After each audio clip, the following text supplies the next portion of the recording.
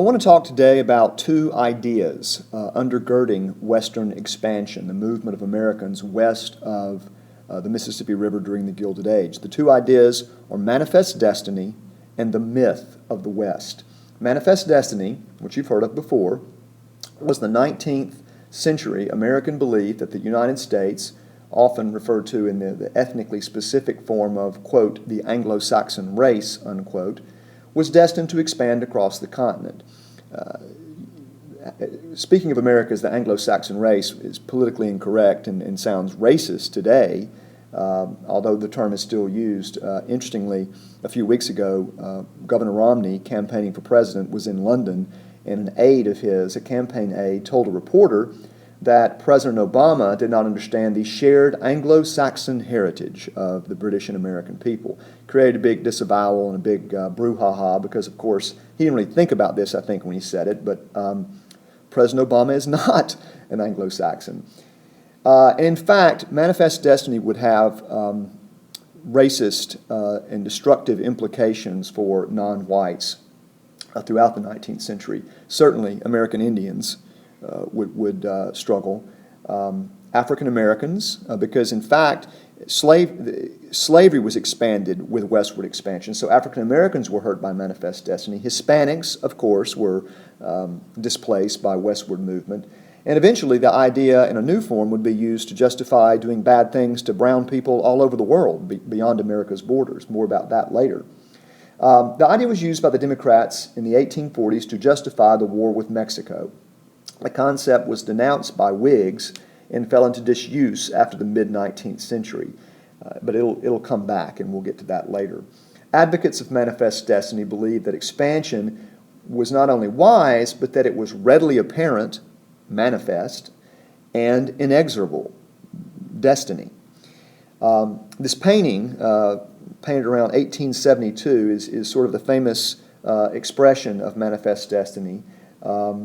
It's by a guy named John Gast, and it's called American Progress, and it's an allegorical representation of the modernization of the New West. Here we see Columbia, this personification of the United States, leading civilization westward with American settlers, stringing telegraph wires. She sweeps west. She holds a school book. The different stages of economic activity of the pioneers are highlighted, and especially the changing forms of transportation. American Indians and animals, you'll notice, flee into the darkness. Now, the concept of American expansionism is much older, but John L. O'Sullivan coined the exact term manifest destiny in the July-August 1845 issue of the United States Magazine and Democratic Review. He was a columnist, and he wrote that it was America's, quote, manifest destiny to overspread and to possess the whole of the continent, which Providence, i.e. God, has given us for the development and the great experiment of liberty. Again, primarily used by Democrats to support the expansion plans of the Polk administration, which very much came to fruition. And the idea of expansion was, although the Whigs did not like the use of manifest destiny to justify the war with Mexico, they did like the idea when it meant economic development. Whigs liked internal improvements, public works, things like that. So it was widely accepted, certainly in the mid-19th century. Historian William Weeks has noted that three key themes were usually touched upon by advocates of manifest destiny. Number one, the virtue of the American people and their institutions. Number two, the mission to spread these institutions, thereby redeeming and remaking the world in the image of the U.S. And three, the destiny under God to do this great work. The origin of the first theme, which later became known as American exceptionalism, was often traced to America's Puritan heritage, particularly John Winthrop's famous City Upon a Hill sermon of 1630, which I'm sure you learned about last year, in which he called for the establishment of a virtuous community that would be a shining example to the old world. And in his influential 1776 pamphlet, Common Sense, Thomas Paine echoed this notion, arguing that the American Revolution provided an opportunity to create a new, better society. This city on a hill theme has been repeated throughout American history, most famously by Ronald Reagan, and most famously in my lifetime at least. He referred often to a shining city on a hill. Reagan's impromptu concession speech at the 1976 Republican National Convention has been called, in which he uses this phrase, it's been called a defining moment of the Reagan Revolution, something we'll learn about next semester. Reagan was a particularly strong proponent of the idea of American exceptionalism, the theory that the United States is different from other countries in that it has a specific world mission to spread liberty and democracy. In this view, America's exceptionalism stems from its emergence from a revolution, becoming the first new nation created of its own will, and developing a uniquely American ideology based on liberty, egalitarianism, meaning equality, individualism, very important, populism, doing what people want, and laissez-faire. French term we'll talk about later. It means to make. The government should not be involved in the economy. That's what we're basically talking about here. Now, this observation can be traced to Alexis de Tocqueville, a Frenchman, and he was the first writer to describe the United States as exceptional in his great work, Democracy in America. It's published in 2 volumes based on his visit here. The volumes came out in 1835 and 1840. It's a very famous, very important historical work. He was a sociologist, basically, who was astounded by how unique America was compared with Europe. And some people think his book is critical of America. It's not. It's just very, it's very balanced, but he saw much to admire about America, and to him it was exceptional. And so this idea of American exceptionalism emerges.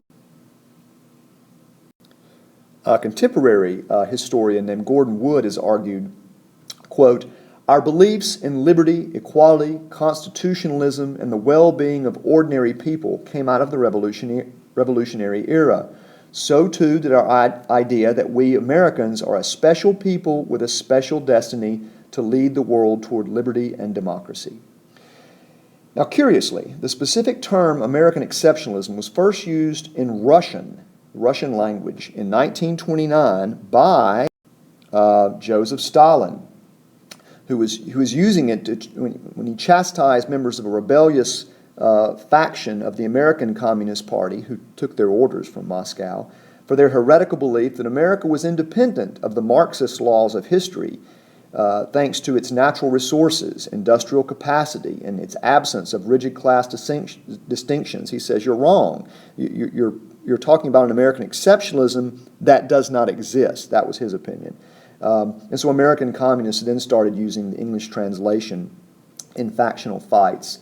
So manifest destiny, this idea is a key ideological driver of Western expansion. It's ironic that its current form might better be called American exceptionalism, and American exceptionalism was championed by Ronald Reagan, who was the great arch enemy of communism, and the idea was actually the word American exceptionalism was first used by Joseph Stalin. There is a romantic and really largely unrealistic image of the Old West. These settlers and cowboys, rugged individualism, go out and conquer the West by themselves.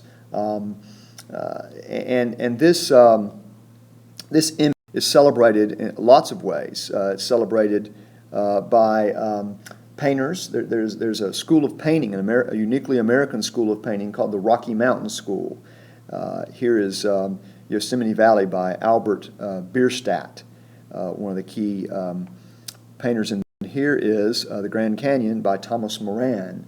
They're pretty much the two big painters in the Rocky Mountain School. And these paintings, by the way, are enormous.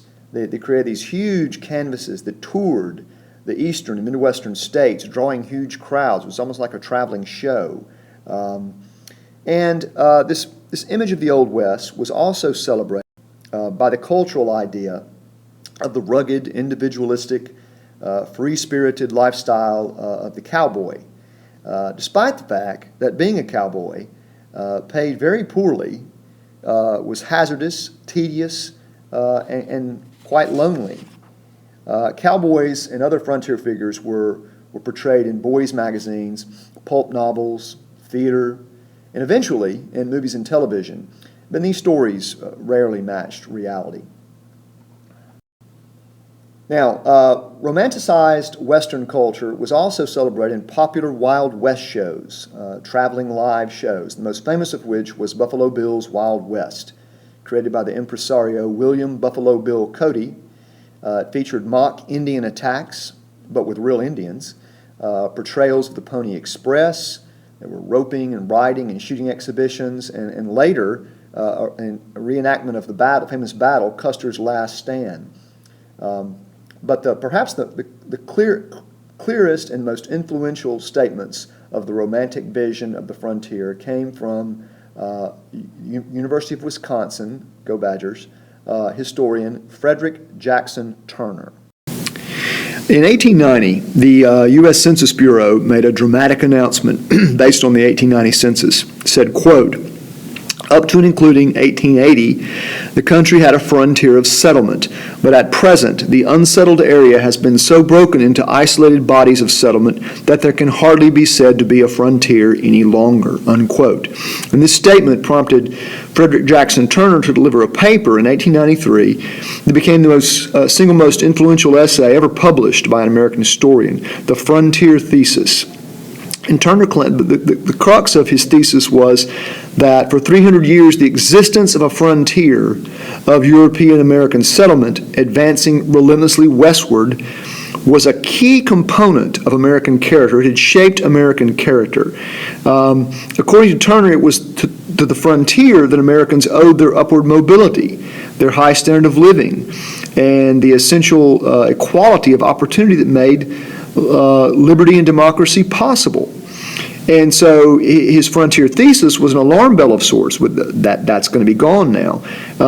Thomas Jefferson may have agreed with him. He very much supported a country based on the yeoman farmer, a farmer who owns his small farm and is independent, is made independent by owning his own land.